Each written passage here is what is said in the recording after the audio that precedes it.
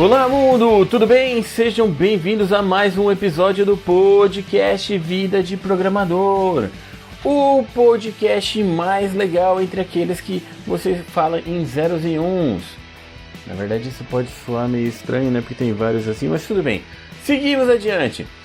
Hoje o nosso episódio está muito legal. Nós temos uma participação diretamente de Temícera. Estamos com ela aqui, a Diana Arnos. Tudo bom, Diana? Tudo ótimo. Quem dera eu viver em Temícera, né? Um monte de mulher bonita, mulher legal. Seria maravilhoso. Beleza. Mas vamos lá, depois a gente fala das suas aventuras mitológicas. Agora a gente vai fazer uma pausa rapidinho para aquele nosso momento de e-mails, que é muito rápido e muito breve. E já voltamos com a nossa conversa. You have an email.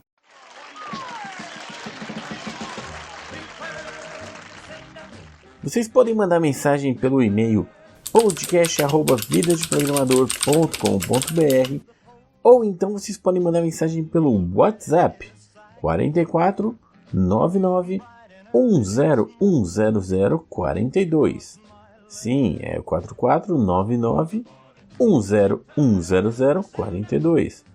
Vocês podem mandar até mensagem de áudio, que ela pode ser colocada aqui diretamente, ou podem mandar ainda pelo Telegram. No Telegram eu sou @programadorreal. Nós temos um grupo de conversa no Telegram, o @vdprogramador, V mudo D mudo programador, onde tem um grupo de conversa anexo ao nosso canal. E nós criamos agora um canal no WhatsApp. Não sei se vai dar certo, o canal do WhatsApp é mais estranho, mas está lá. Não tem assim um link curto, mas eu vou tentar deixar o link aqui no episódio se alguém estiver interessado. Eu sei que grupo de WhatsApp tem limite de pessoas, tá, é mais estranho, mas estamos tentando, vamos ver se dá certo. Se quiserem entrar lá, tá o link na descrição aqui do episódio. E nós temos uma mensagem chegando aqui pelo WhatsApp. Vamos ouvir aqui a mensagem que chegou. Alô, testando, tá funcionando esse negócio aqui? Em mensagem do WhatsApp, teste. Bom, por enquanto foi só essa mensagem mesmo, mas é isso. Queria aproveitar para agradecer os apoiadores do Vida de Programador, pessoal que apoia o Vida de Programador pelo Apoia-se ou pelo PicPay.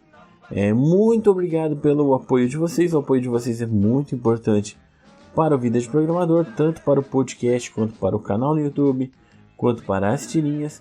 Então fica aqui o nosso agradecimento a todos os apoiadores. E quem são os nossos apoiadores?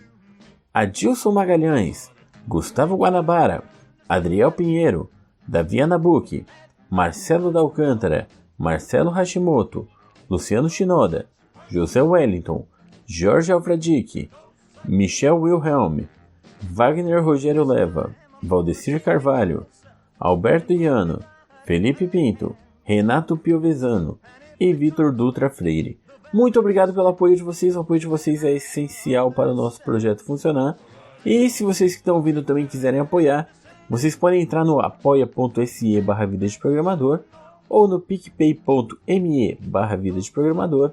Dá uma olhada nas recompensas e escolhe o seu apoio. Legal? Então fico esperando por vocês e vocês podem entrar no nosso grupo secreto do Telegram. Beleza? Bom, então vamos sem mais delongas para nossa conversa ali com a Diana.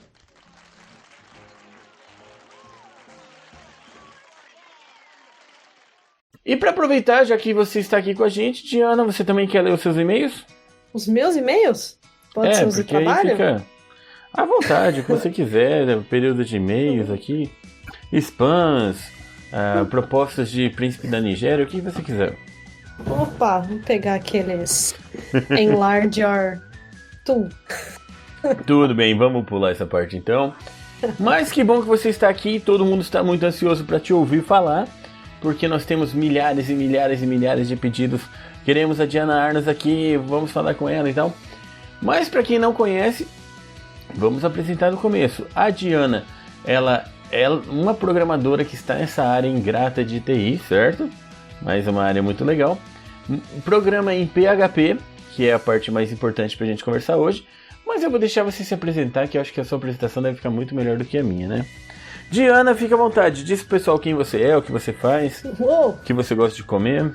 Eu trabalho com TI há exatos 10 anos, esse ano, 2020, e com programação especificamente 7 anos. Desses 7 anos, 99% do tempo foi com PHP, apesar de eu usar outras linguagens também, mas PHP continua sendo a linguagem do meu coraçãozinho.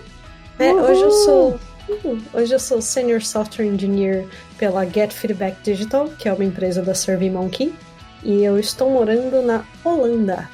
Uau! Isso, pode jogar na cara da gente que tá aqui ainda pelo Brasil, mas tudo bem, nós ficamos felizes com isso. Bom, a gente já se conhece há um tempo, já participou dos nossos eventos lá da Vida de Programador, a gente fala bobeira no Twitter e tal. Mas diz aí, como que é essa aventura de programar com uma linguagem tão amada e tão odiada como o PHP? É sempre um conflito em público, né? Porque muita gente ainda reclama, muita gente desgosta da linguagem. E aí você pergunta o que a pessoa sabe da linguagem, ela só consegue citar coisa do PHP 4. A gente já tá com o PHP 8 saindo agora. E aí você tem todo aquele momento de educação. Eu falei, então, a linguagem ela já mudou, ela trabalha com tais e tais paradigmas, né? Ela tá mais rápida que muita linguagem que as pessoas insistem em falar que é melhor que PHP.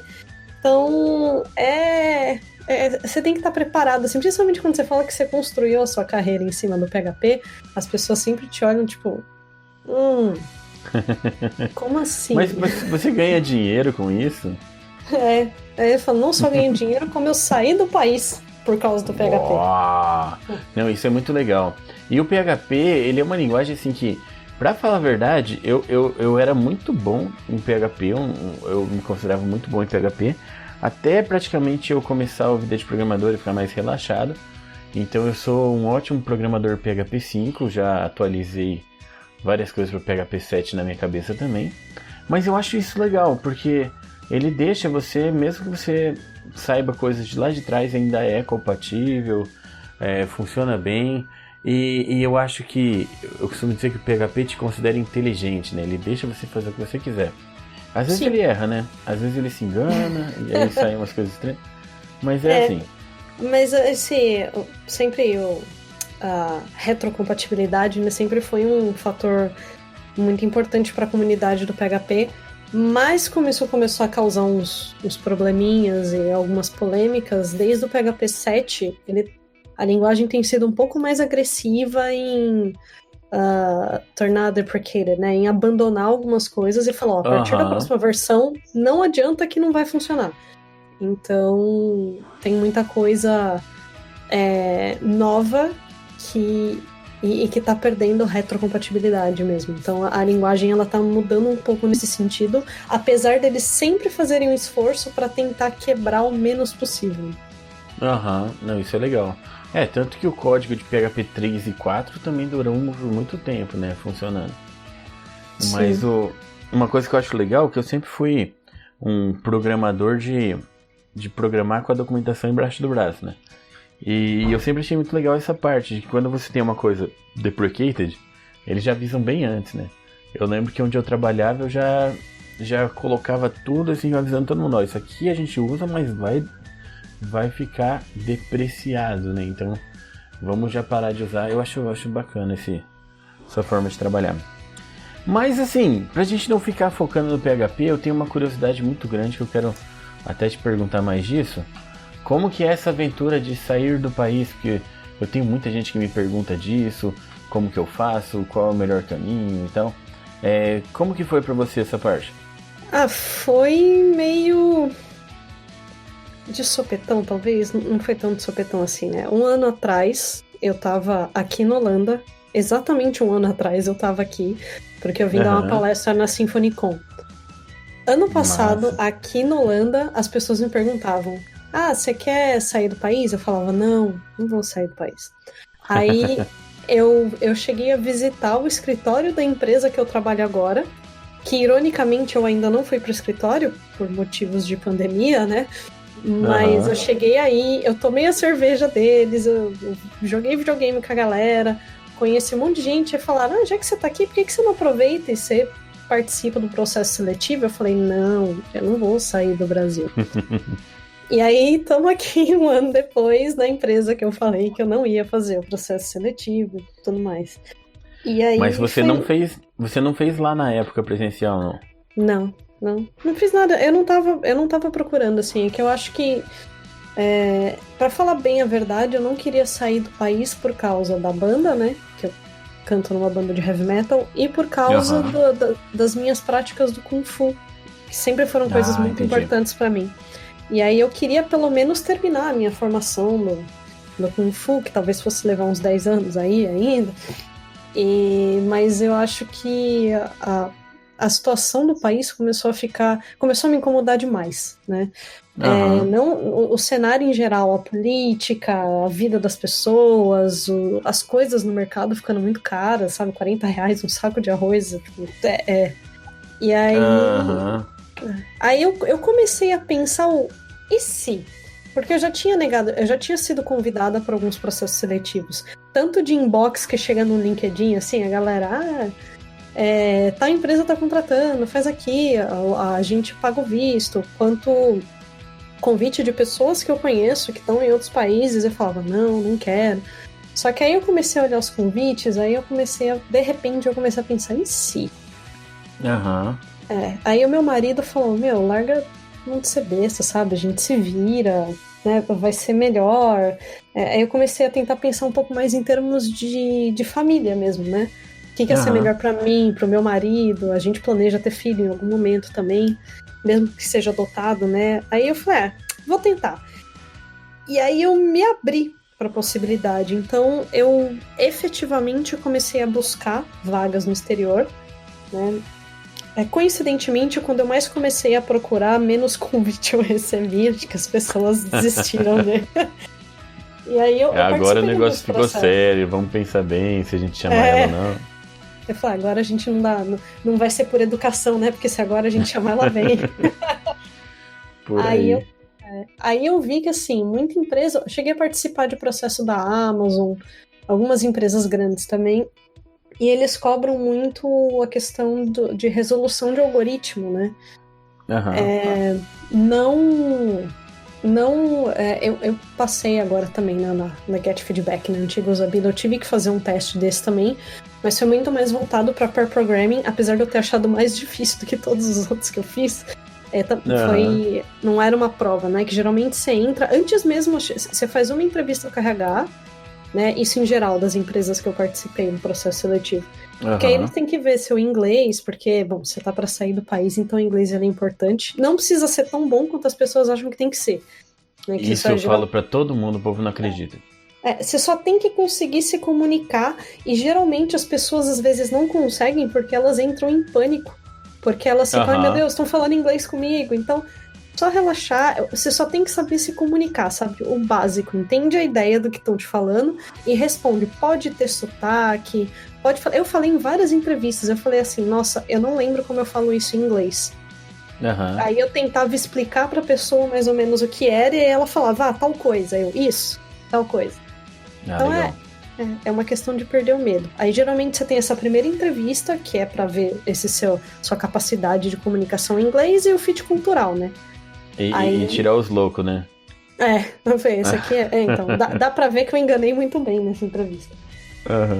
Aí, geralmente, em muitas empresas, a fase logo depois dessa já é a prova de algoritmo.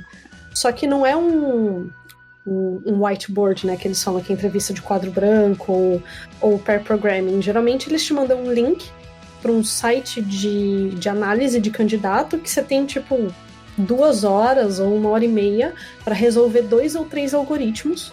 Ninguém fala com você, assim, você clicou no link, começou o tempo, eles te dão uma situação, parece prova de faculdade, assim, eles te dão um problema, por exemplo, você trabalha, eu fiz um desse, inclusive, você trabalha para uma empresa de telefonia e você precisa colocar 3 novas antenas no bairro X.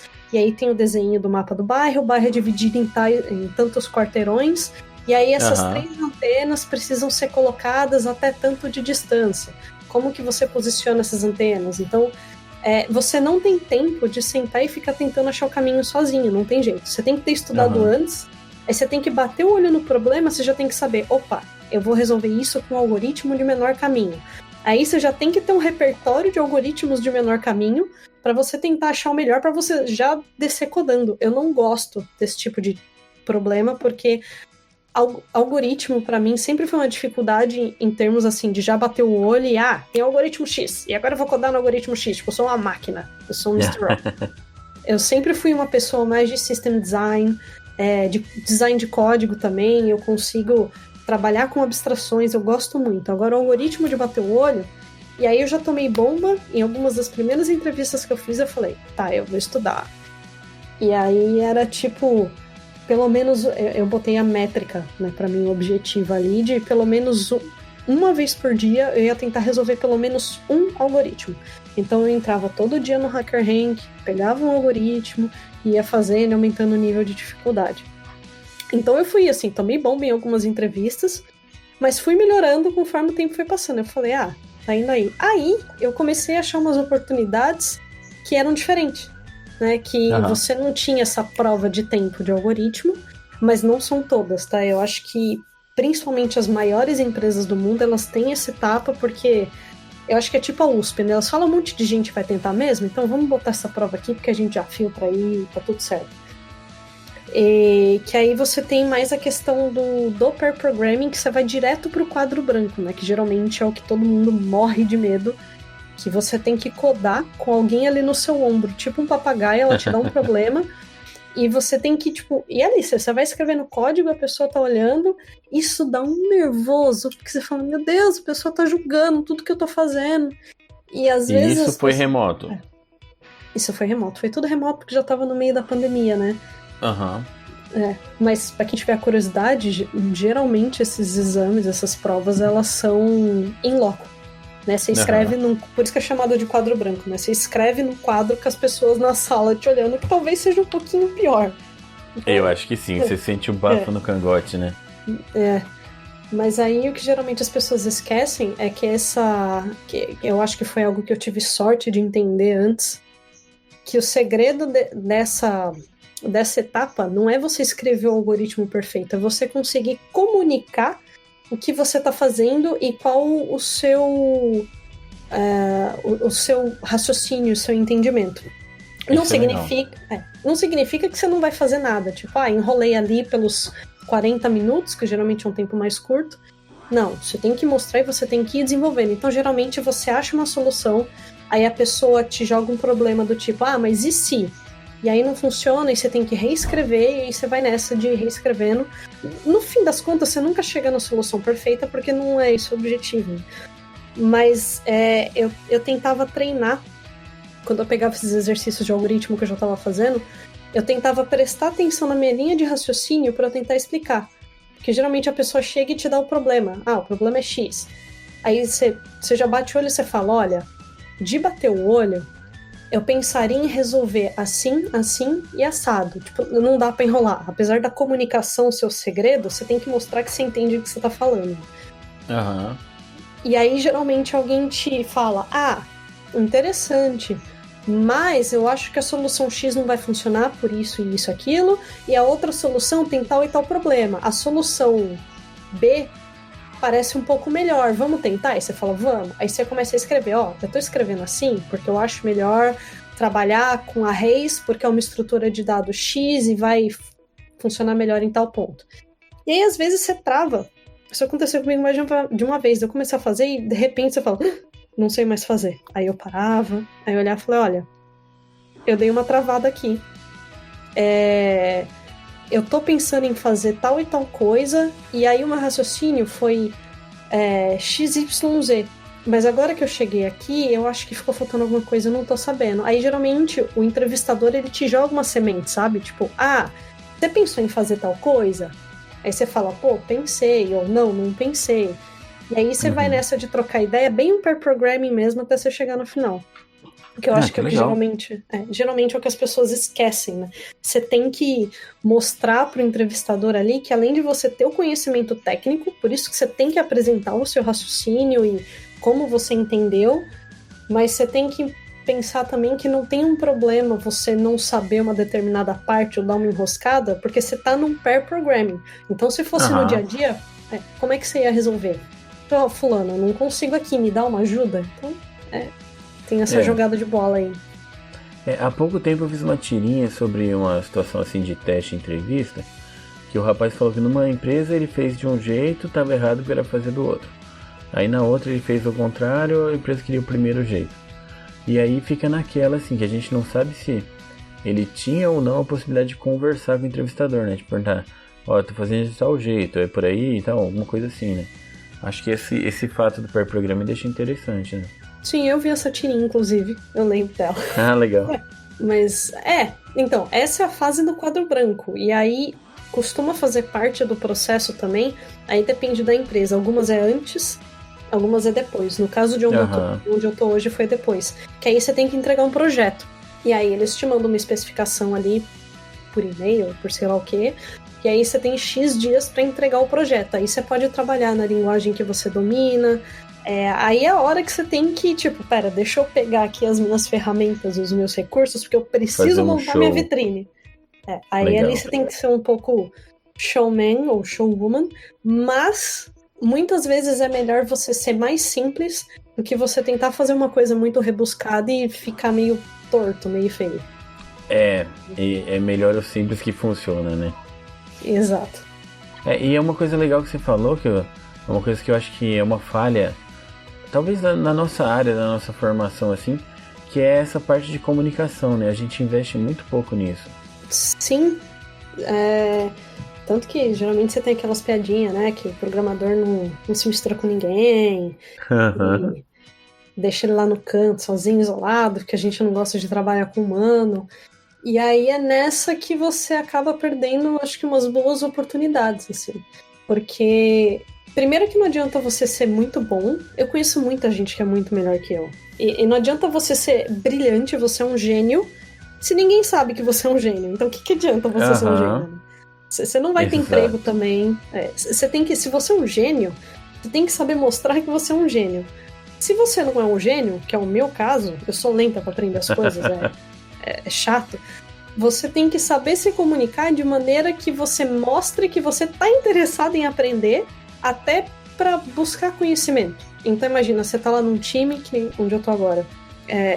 Apesar de eu ter entrado como sênior, em termos de PHP e codificação e tudo mais, eu tô trabalhando com algumas tecnologias que eu não tive oportunidade de trabalhar profissionalmente, assim. Vi coisas, porque geralmente aparece, trending, né? Hype aparece aí na moda, então você vê uma talk aqui, uma talk ali, vê alguém falando num evento, vê um artigo num site... Mas quando você tá ali com a mão na massa, que você tá num cenário real, né, é outro esquema. Então eu tô trabalhando com coisas como Kafka. Vem Kafka comigo, sim! Vem Kafka! É um sistema distribuído que é realmente distribuído. Acho que é a primeira vez que eu vejo um sistema distribuído assim, que tem muitas partes. E eles respeitam muitas regras de sistemas distribuídos mesmo. Então você tem o que a gente chama de single source of truth. Eu não sei se tem um termo técnico em português para isso, mas é o ponto único de verdade, se for traduzir porcamente, em que você respeita algumas noções do tipo, eu sei que o dado X, ele só vem da ponta Z. Então, se eu tiver alguma dúvida em relação a esse dado, mas o microserviço tal modificou. Não, isso não existe. Então, e aí eu fico, poxa, eu não tenho experiência profissional com Kafka. E aí, de repente, eu entrei como um sênior e eu tenho todo o meu ambiente, a lógica do meu input e do meu output dependem desse trabalho com Kafka. E aí? Então, eu não posso trabalhar lá. Não, assim, eu consigo ir atrás das pessoas que sabem, assim, eu peço dica, inclusive eu recebi esse feedback da minha manager, minha gerente hoje, que ela gostou que eu pergunto muito, eu sou muito curiosa. Eu tô mexendo com bagulho. Aí eu tenho, vai vir um tópico do Kafka. Tá. De onde vem esse tópico? Do lugar X. Tá. E como a gente tá consumindo? Desse jeito. Beleza. Aí alguém fala, não sei o que, porque o lag do tópico. Pera, o que é o lag do tópico? Ah, não, porque já tá em X, então às vezes a gente começa a consumir do zero. Então, sim, eu consigo ir atrás das informações por causa das minhas capacidades de comunicação e aquele jeitinho brasileiro que a gente, né, joga para um lado ou pro outro. Então, E saber fazer as perguntas, né? exato. Isso é muito legal. E é uma dica também para quem tá ouvindo, quem tá começando, preste atenção nos sistemas distribuídos, porque tá cada vez mais presente e mais importante, né?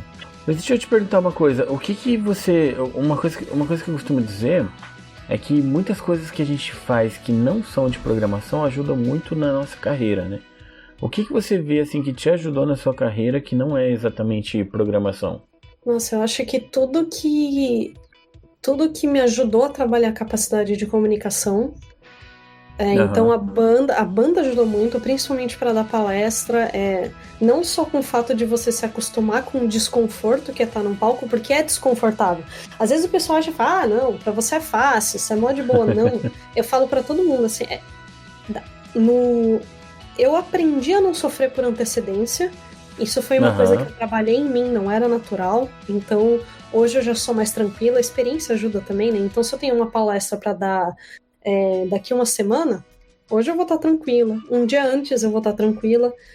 Mas na hora que eu tenho que subir no palco para falar, tipo, vão me chamar e tal, tipo, é agora, assim, eu vou começar a falar.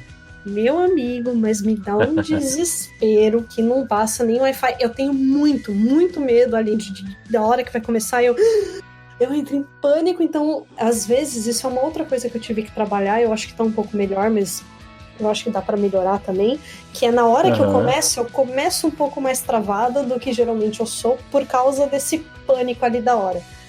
Mas aí eu comecei a falar, a hora que eu começo a falar, poxa, eu fiz a palestra, eu sei do que eu tô falando, assim, em termos do conteúdo que está nos slides, não significa que eu saiba mais que as outras pessoas. Isso, inclusive, é outra coisa que quem quer dar palestra e tal, precisa aprender a lidar. Assim, não tem problema nenhum alguém saber mais que você e fazer uma pergunta que você não sabe responder. Ninguém é Google, né? Mas aí, conforme eu começo a falar, vai relaxando, e aí faço umas brincadeiras e tal, e aí é tranquilo e passa. A banda me ajudou muito com isso, não só com o fato de eu me acostumar com esse desconforto, que, poxa, eu tô ali pra cantar. E aí, eu sou vocalista, né? Então e eu não toco nada, porque tem vocalista que toca guitarra e tal. Então eu não tenho nenhum outro objeto, nenhum nada, além de mim mesmo e da minha voz, pra ficar ali no palco. E o microfone, né? Que gruda no microfone pra tirar a tensão, né? Exato. E aí você fica, e aí tá rolando um solo de guitarra, uma parte instrumental, o que eu vou fazer? Eu vou ficar parada? Não, aí você tem que entender que o vocalista tem essa parte de ser meio... Showman, Showwoman, né? Exato. De que você tem que ter uma presença, você tem que distrair as pessoas. E não só com esse fato de eu ter me aprendido a lidar com isso, porque assim, eu já fiz show para mais de 7.000 pessoas, e de repente você tem essa galera olhando pra sua cara, você tá cantando uma música, tipo, e se eu errar? E se eu esquecer uma entrada? E tá todo mundo me olhando, e agora? Eu não sei o que fazer, as mãos tão soltas aqui, eu não tô cantando, ai meu Deus. Então, aprender a lidar com essa pressão, o que também foram anos, né? Eu fiquei mais de 10 anos fazendo show com a banda, então não foi... não é uma coisa que vem em 3 semanas, né? E o hábito, que você aprende que, tipo, mesmo que você tenha o dom... Eu não acredito em dom, né? Mas vamos usar esses termos aí. Você tem o dom pra cantar e pra ser performático num palco. Mesmo que você tenha isso, você vai ensaiar, você vai passar com todo mundo, você vai ter uma rotina de ensaiar toda semana. Às vezes, principalmente pra show, às vezes as pessoas não... Quem tá começando com banda também não costuma prestar atenção nisso e tal, e não sabe, mas geralmente quem já tem mais experiência e tá acostumado a fazer show, quando você tá ensaiando pra um show específico, você também ensaia momentos do show ao vivo. Então, às vezes, você vê muita coisa num show ao vivo que parece improviso e não é. Aquilo foi trabalhado, foi cronometrado pra você acostumar, fulano vai dar a nota tal e vai fazer tal coisa. Aí você entra, beleza. Você combina muitos negocinhos, tipo, esse momento aqui ele é aberto. Não é que você ensaia todos os passos, né? Mas você faz que nem ator. Você combina os nesse pontos ponto ali. da música eu vou chutar a caixa de som. Agora eu vou quebrar a guitarra. Exato. Aqui eu vou tacar fogo no palco e tal. Geralmente você combina, tipo, aqui eu vou falar com o público. Beleza, quando a gente volta? Quando eu falar a palavra X. Então você combina igual a turma. Aí eu posso ficar 40 minutos fazendo alguma coisa se eu quiser, até a hora. Aí todo mundo presta atenção. Eu falei E cadeira. o povo fica só solando, né? A hora que eu falei cadeira, todo mundo volta. Então,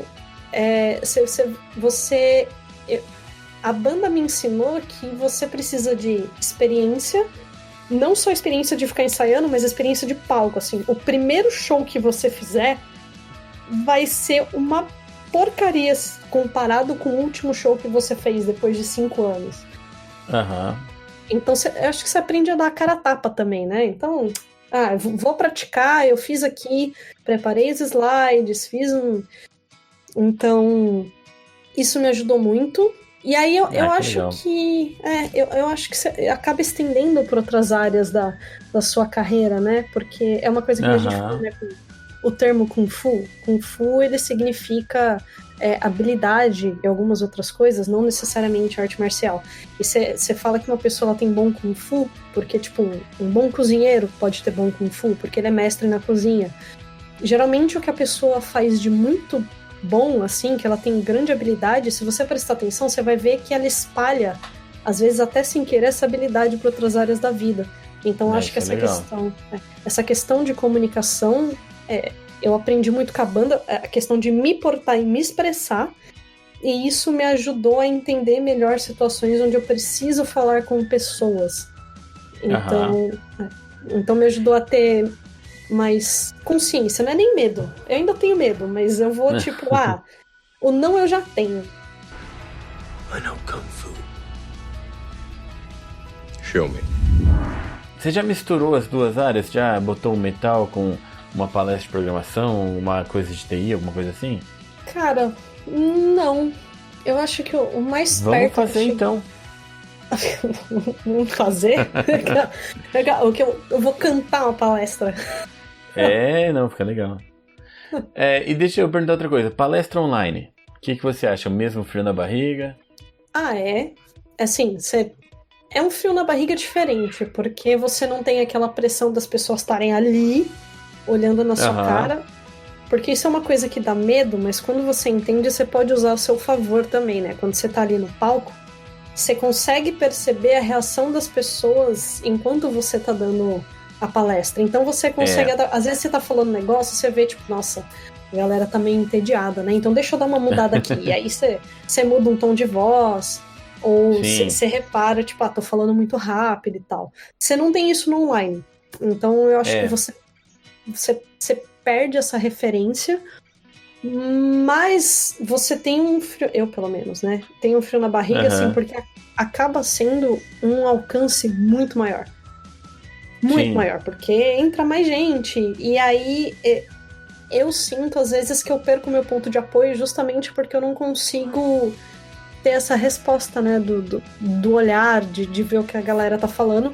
Por isso que eu sempre, em todos os lugares que eu já dei palestra online, eu sempre tenho o chat do público aberto do lado ali da minha tela.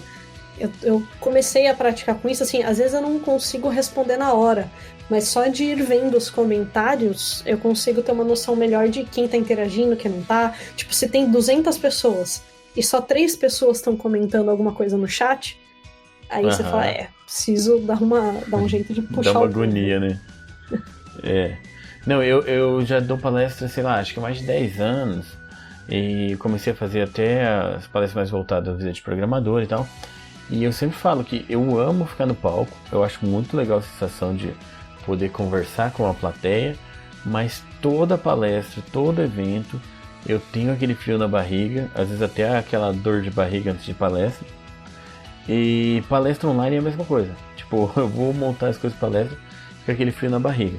E essa sensação que você falou, né? Você vê um chat ali e você tá vendo os numerozinhos.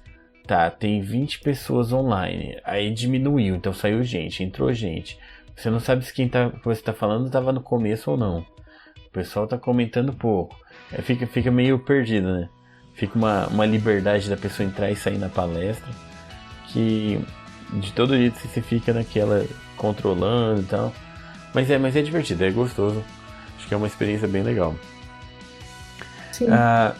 Sem contar assim que isso que você falou de comunicação, a palestra é um baita de um aprendizado, né? Você aprende ali um feedback instantâneo, o que deu certo e o que não deu certo, né?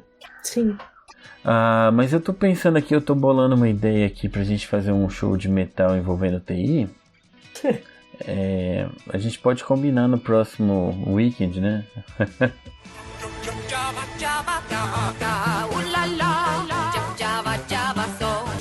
Prefiro ser. E o que aconteceu agora com a banda nesse tempo de pandemia? Tipo, entrou a pandemia e você falou cancelou os shows, então eu vou pro Orlando? Falei, abandonei todo mundo, tô nem aí, cansei. Então, assim, a gente parei já de ganhar dinheiro com a música, eu vou fazer esse negócio de programação mesmo. Sim. A gente já tava um tempo sem fazer muitas coisas, a gente já tava um tempo sem ensaiar, que a gente tinha algumas coisas pra resolver. E aí a vida foi acontecendo, eu acumulei um monte de coisa, o baterista também, o guitarrista também. Pra ser bem sincero, o guitarrista era quem tava mais do tipo, vamos fazer alguma coisa e tal, só que eu tava muito sem tempo livre, aí aconteceram coisas malucas na minha vida. E aí, antes de eu assumir um emprego, uma mudança de país, a gente meio que já tinha combinado que a banda ela já tava virando um status assim de side project, né? Então o baterista continua tocando, o guitarrista continua tocando, eu tô sem nada por enquanto, mas eu acho que em algum momento eu vou acabar me enfiando em alguma banda, porque acontece. Mas a gente ficou com a No Way pra ser o nosso cantinho de tipo, vamos tocar o que a gente quiser e quando a gente puder. Então a banda ela não acabou, mas já tá coisas, por exemplo, de... Eu pretendo ir pro Brasil com uma certa frequência, até por causa do Kung Fu, de quando eu estiver lá, tipo, fazer uma gravação de voz, dar uma reunida, fazer alguma coisa, assim. Mas virou projeto paralelo, sabe? Chegou num ponto que vocês vão fazer já os reunion, né? Nossa, quem dera se a gente tivesse fama antes pra fazer valer a pena um reunion. Beleza, mas não, vamos fazer a fama, ó. Pessoal que tá ouvindo aí, ó, pega, eu vou deixar nos links aqui, ó, toda a divulgação da banda, tá? Onde vocês podem comprar os CDs, as fitas cassetes, que mais? LPs? Isso. Tá de graça no YouTube e no Spotify, então... Perfeito, vai ter o link aqui, vocês podem acompanhar, é bacana.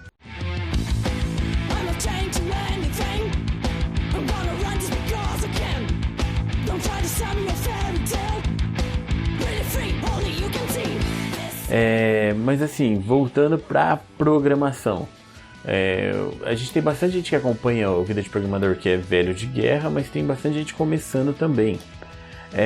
Esses dias um rapaz veio me perguntar o que era melhor ele fazer para ser full stack, se ele fazia um curso de sistemas para internet ou análise de sistemas. E eu falei para ele, depende da sua stack, né? Você vai fazer uma stack web, uma stack não web. Para você trabalhar com PHP, o que você acha que seria um caminho legal para o cara seguir? Olha, se a ideia for PHP, a gente tem que lembrar que o foco do PHP ele é web, né? Não é só para isso que ele serve. Você consegue usar o PHP de maneiras muito boas fora da web também, mas o foco dele continua sendo web. Então, acho que você vai pelo básico de HTML e CSS, e aí o JavaScript para front-end, se você quiser botar alguma funcionalidade diferente ali no front-end, e aí o PHP para o back-end, né? Se você tiver só HTML e CSS e o PHP, você já consegue fazer um sistema completo, mas vale dizer que possivelmente para isso, principalmente quando você começar a entender as facilidades de templating que o PHP traz para você, você vai começar a botar uns PHP misturado com HTML. Eu acho que faz parte do aprendizado, acho que é legal você fazer isso para você entender algumas capacidades e entender como você consegue dinamizar conteúdo e processamento, mas isso não é considerado boa prática no mundo do PHP hoje. Então eu acho que você começa por aí E aí você vai ver, tem o site ali, o PHP do Right Way, que tem em português também, que é o famoso PHP do jeito certo, que já te fala das últimas versões, as boas práticas, as PSRs, que é um conjunto de padrões que se usa na linguagem, que a comunidade tenta respeitar e tudo mais.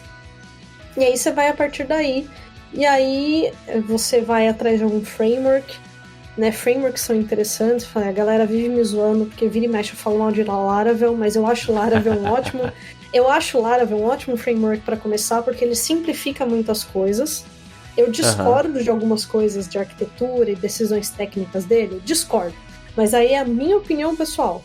O mercado vive pedindo dev que sabe Laravel, ele ajuda a começar, ajuda a entender as coisas, e aí você pode... Laravel, aí você tem o Symfony, e aí agora você tem o Laminas. Eu particularmente, de todos eles, hoje, o que eu prefiro mais em termos de arquitetura é o Laminas, mas gosto muito do Symfony também.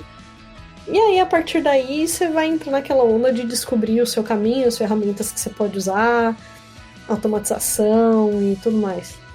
E hoje é difícil uma empresa pedir um conhecimento PHP sem frameworks, né? Sim. Hoje já é uma coisa bem necessária para o conhecimento. Assim, o HTML, CSS e JavaScript, ele é uma porta de entrada para muitas coisas, né? Até para quem não mexe com web, às vezes faz uma interface, um front-end ali para algum programa, né?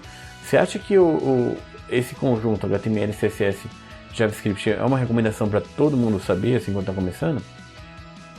Olha, eu acho que principalmente se você for para web, sim. Porque eu acho que mesmo que não seja seu foco, eu sou péssimo em front-end. Eu consegui virar senior fazendo tipo o mínimo de front-end, assim.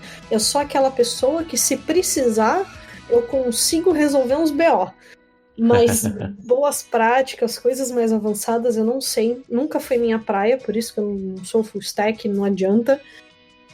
Mas é uma coisa que você tem que saber para pelo menos você se virar, né? Te ajuda a entender. Eu quero focar no back-end. Tá bom, mas vai te ajudar a entender as complexidades da ponta que tá trazendo as informações para você e te ajuda a entender as melhores maneiras de você devolver as informações para aquela ponta. Então, eu acho que assim, você tem que ter pelo menos o básico dos três, você tem que saber um pouco. É o canivete suíço para qualquer um, né? Aqui em casa mesmo eu já fiz uns aplicações para as crianças aqui. Eu queria brincar com algum joguinho e tal. Teve uma vez que eu fiz um dado com JavaScript para rodar no celular, navegador de celular, porque não lembro qual jogo que era, acho que era Banco Imobiliário, e tinha perdido o dado. Aí passou que as crianças queriam mais brincar com o dado do que com o Banco Imobiliário depois, porque aí ficou divertido. Mas tudo bem. Tá tudo muito legal aqui, mas a gente está chegando no nosso momento mais emocionante do podcast, que a gente está chegando na hora do nosso quadro Throwing Errors. Você conhece o quadro Throwing Errors? Não. É o momento em que a gente deixa o nosso convidado mais nervoso ou nervosa. Que é o Throwing Errors? É um momento onde você vai ter 1 minuto que você pode elogiar alguma coisa, recomendar alguma coisa. A ideia é você falar bem de alguma coisa, que você escolhe o tema e aí eu te deixo falar por 1 minuto bem dessa alguma coisa. Tranquilo? Nossa senhora, qualquer tema, mas de tecnologia, né? Qualquer tema, se quiser falar de música, se quiser falar de cinema, qualquer coisa que você quiser, pode falar de tecnologia, linguagem, o que for. Qual que é a parte tensa? É que aí durante a edição, o nosso editor, que ele não é muito assim legal com as pessoas, ele coloca alguns bips de censuras aleatoriamente na sua fala. Fica bem engraçado aquele bip, certo? E aí, você topa? Bora! Beleza, então primeiro escolhe um tema. Diversidade no mundo da TI. Uau, tema polêmico. Não, muito bom. Muito legal você trazer aqui. Até eu ia falar no começo que eu acho muito legal você, assim, ser uma mulher, trabalhar com programação, que é uma coisa que não foi feita para mulheres, né? Que é uma área exclusivamente de homens. Não, tô brincando. É aqui que eu desligo? Tô brincando, por favor, não desligue. Não, mas é muito legal mesmo. Vamos lá, eu vou colocar aqui o meu reloginho. Você está pronta? Não, mas vamos lá. Então, beleza. 3, 2, 1, go. Cara, eu tô achando incrível como muitas partes da comunidade de desenvolvimento em geral, de várias linguagens, têm ficado um pouco mais questão de diversidade, e não só por questões de na TI, mas em geral. Então, tanto em termos de sexualidade quanto é meio ridículo, né? Você discriminar uma pessoa porque ela tem de uma cor diferente da sua. Regionalidades e tudo mais. A gente tem cada vez mais surgindo. Eu recomendo que vocês procurem, porque possivelmente tem algum grupo que trabalha com diversidade e minorias na sua região, e a gente está ajudando a levar a tecnologia e essa a mais pessoas. Então essa tecnologia ela está chegando essa profissão ela está chegando para áreas que são mais pobres, que são mais afastadas. A gente está conseguindo mostrar para pessoas que isso não é possível para elas, que efetivamente E o seu tempo acabou. Muito bom, eu gostei muito do que você falou. Infelizmente, o que você falou vai ser estragado pelos bips e tal. Eu fiquei Lógico. até com dó agora, mas foi muito legal. Inclusive, esse é um tema que eu quero trazer aqui no podcast também.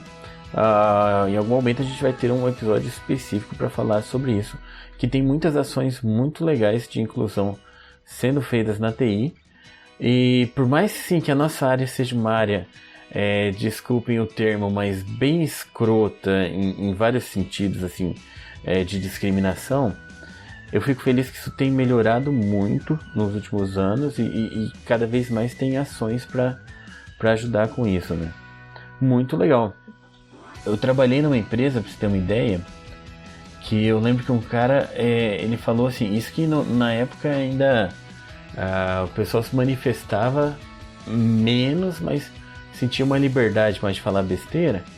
O cara falou que conheceu uma moça numa balada, que estava conversando com ela e tal, e aí perguntou o que ela fazia. Ela falou que ela trabalhava com TI, acho que com programação especificamente. O cara falou que quando ele ouve uma mulher falando isso, ele fica com nojo. Aí ele deixou a menina. Eu falei, meu, o que passa na cabeça de um ser desses, né?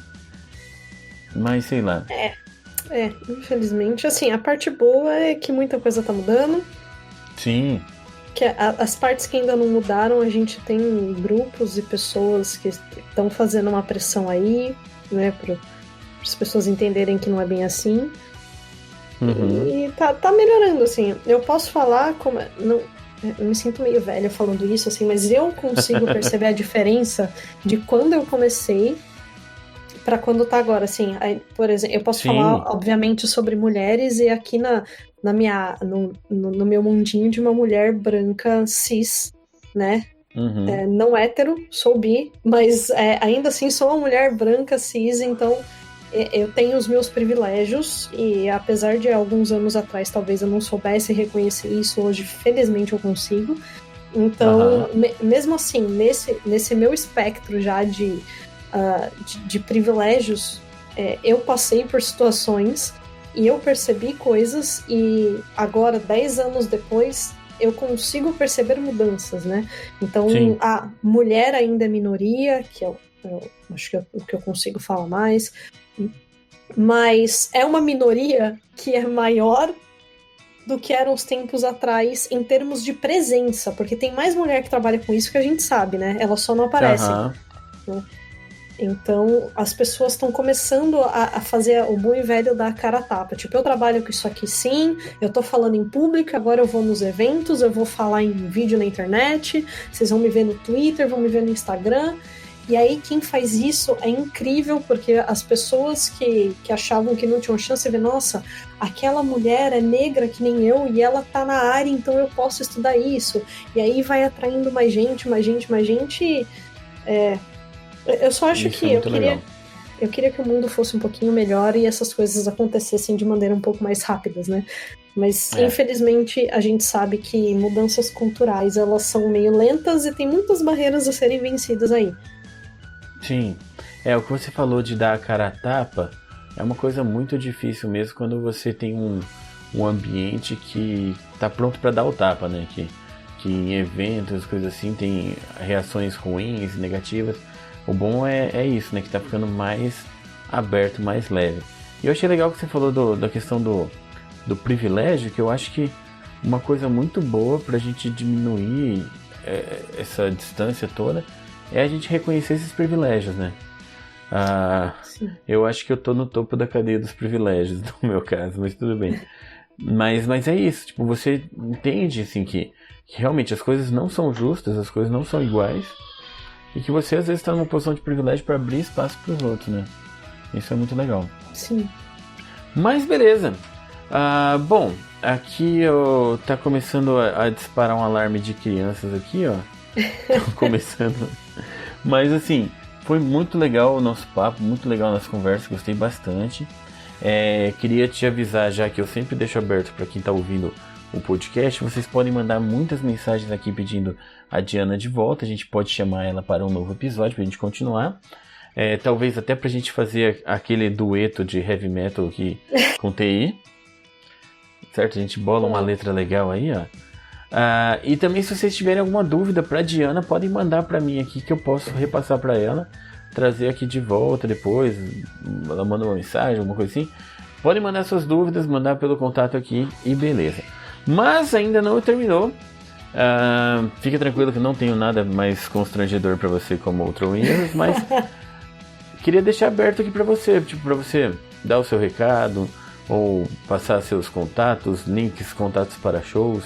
Eu acho que é a primeira vez que eu falo em contatos para shows que realmente pode ter um contato para show, né? E vai complicar porque a banda tá no Brasil e eu tô na Europa, né? Online, via Zoom, coloca cada um numa janelinha. Mas aí, fica à vontade, pode falar, recomendar projeto, o que você quiser, o microfone é seu.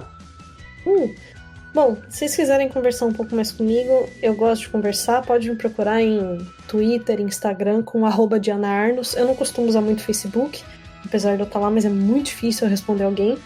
Então, Twitter, Instagram, @DianaArnos, também é o mesmo do GitHub, se alguém tiver curiosidade aí. Às vezes eu demoro pra responder, mas é normal, tá? Eu não tô ignorando vocês, eu só demoro mesmo, mas eu respondo. E ajudem o open source. E se você se olha no espelho e vê se você consegue identificar algum privilégio na sociedade em que você vive pelo simples fato de onde você nasceu, ou o dinheiro que você tem, ou a cor da sua pele, ou o seu gênero, whatever, reconheça esse privilégio e aproveite esse privilégio para dar espaço para as pessoas que não têm esse privilégio falarem. Então, a gente às vezes carrega um privilégio e a gente tenta falar pelo outro, o que não dá. Eu não consigo expor as dificuldades de um homem negro da periferia, por exemplo, ou de um trans negro da periferia. Imagina essa situação que é a minoria da minoria da minoria. Eu não consigo imaginar. Eu posso ser empática, eu posso tentar compreender, mas eu não consigo falar por essa pessoa porque eu não estou ali. Eu não passei pelas dificuldades. Então, só o fato de eu reconhecer isso, no que eu puder passar, tipo, o holofote tá em mim. Se eu puder pegar esse holofote e falar, olha para essa pessoa aqui, a gente já tá ajudando demais, porque a gente tá dando um passinho para trás no espaço que a gente, às vezes, sem querer, acaba ganhando, e a gente abre espaço para essa galera. Então, vamos tentar fazer isso, porque todo mundo é humano. Ponto. Então, todo mundo é igual em termos de essência, e todo mundo é diferente em termos de possibilidades e personalidades. Então, você pode ter... Se você tiver um irmão gêmeo, você sabe que você é diferente em termos de personalidade e capacidades do seu irmão gêmeo. Então, vamos respeitar tanto a igualdade quanto a diferença que tem entre todo mundo. Muito bom, muito bem. É bem isso, né? Até tem um versículo bíblico, eu não lembro onde que ele tá agora, mas que ele fala... Tá na Bíblia. É isso. Mas é bem essa ideia, levanta sua voz por aqueles que não podem falar, uma coisa assim. Então é isso, né? A gente usar a nossa posição para chamar a atenção para aqueles que estão precisando que alguém fale por eles, né? E cada vez mais abrir espaço para que eles mesmos falem. Mas beleza, muito bom, muito obrigado, tá? Muito obrigado também por ser essa pessoa aberta, um baita de um exemplo. Eu costumo usar os seus exemplos das suas palestras. Muitas vezes quando eu falo pessoal que quer ir pro exterior, o pessoal que tá trabalhando PHP, coisa assim. Então, que muito isso? legal. Que Legal. honra. Mas valeu, brigadão. Muito obrigado a todo mundo que está ouvindo, tá? Mandem depois seus recados, vocês podem mandar até por WhatsApp agora, que eu falei lá no começo na parte dos e-mails. E muito obrigado, até o próximo episódio, uma boa semana para todo mundo. E tchau! Tchau, gente! Obrigado.